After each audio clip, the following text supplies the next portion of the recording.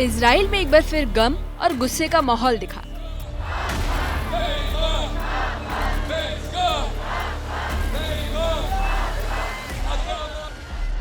जब तेल अवीव के होस्टेजेस स्क्वायर में हजारों लोग जमा हुए और वजह थी हमास के कब्जे में बंधक।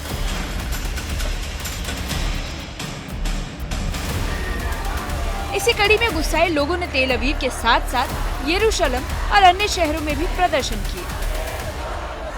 लोग सरकार पर बंधकों को छुड़ाने में विफल रहने का आरोप लगा रहे हैं और संघर्ष विराम की मांग कर रहे हैं। हाथों में बंधकों की तस्वीरें और समर्थन में पीले रिबन बांधे लोगों ने रैली का आयोजन किया है। इस पूरे मामले को विस्तार से बताते हैं।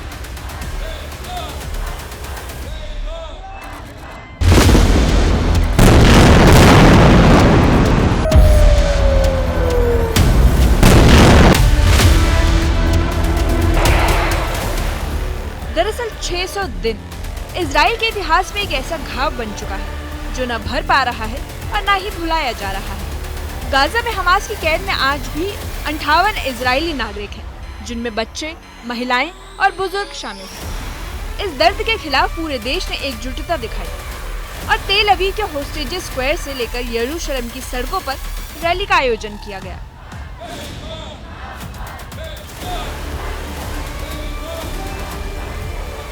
तेल अवीव के होस्टेजेस स्क्वायर में जब हजारों लोग इकट्ठा हुए तो वो सिर्फ विरोध नहीं रह गया, बल्कि उन 58 जिंदगियों की पुकार बन गई जो गाजा में हमास की कैद में है। हाथों में तस्वीरें, सीने पर पीले रिबन, आंखों में आंसू और होठों पर नारे।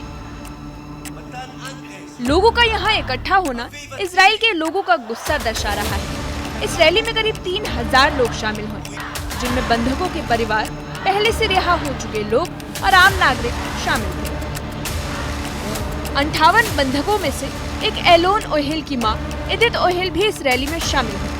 उनकी आंखों में 600 दिन पूरे होने का दर्द साफ झलक रहा था। उन्होंने भावुक होकर कहा कि 600 दिन तुमसे जुड़े हुए, तुम्हारे साथ जीते, सांस लेते और सपने देखते हुए। हम दुखी हैं, रोते हैं और निराश होते हैं, लेकिन एक पल के लिए भी नहीं रुकते। उन्होंने कहा कि हम उस पहाड़ को चढ़ते जा रहे हैं जो किसी के भी कल्पना से कहीं ज्यादा बड़ा है। इस संघर्ष में हमारे साथ कई लोग शामिल हुए जो हमें समर्थन दे रहे हैं। ये आवाज सिर्फ एक माँ की ही नहीं, बल्कि ये हर उस परिवार की पुकार थी जो अपने अपनों की वापसी के लिए हर पल उम्मीद की लौ जलाए बैठा है।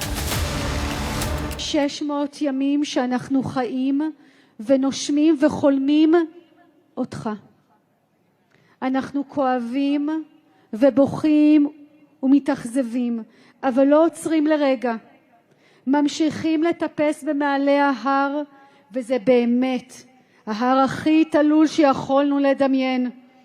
לצידנו במסע המוני אנשים שמחזיקים אותנו ללא הרף. תודה לכם. ומנגד אנחנו פוגשים עולם שסולם הערכים שלו השתבש. אולם שמאפשר לך להישאר שם 40 מטר מתחת לאדמה, 52 מיליון שניות, מבלי לזכות לטיפול הרפואי שאתה כל כך זקוק לו. रबी चेन, बंधक इताई चेन के पिता, जिसका मारे जाने का शक है, रैली में स्टेज पर भावुक हो गए। उन्होंने बताया कि इस मामले में जल्द ही एक समझौता होने वाला है। साथ ही उन्होंने इस मामले में अमेरिका के राष्ट्रपति डोनाल्ड ट्रंप से मदद की गुहार लगाई है। उन्होंने राष्ट्रपति डोनाल्ड ट्रंप से अपील की है कि वे इजराइल के प्रधानमंत्री बेंजामिन नेतन्याहू और हमास पर दबाव बनाएं, ताकि जल्द से जल्द सारे बंधकों को रिहा किया जाए।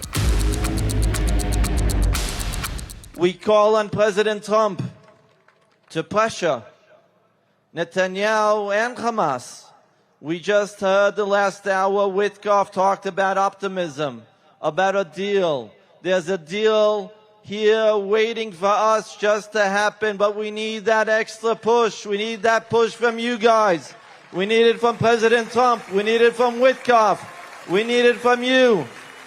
We need a deal that would lead the deal to release the last hostage, the last one of the 58 hostages that are now in captivity, and praying that we will not stand here again for the 700th day, but we will have the last hostage coming out.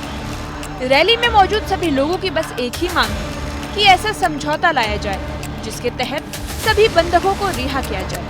बंधक इताई chain के पिता ने बताया कि उन्हें जानकारी मिली है कि ट्रंप के विशेष दूत स्टीव विटकॉफ इजराइल और हमास को एक नया टर्म शीट जारी करेंगे, जो अस्थायी युद्ध विराम के लिए मापदंड तय करेगा।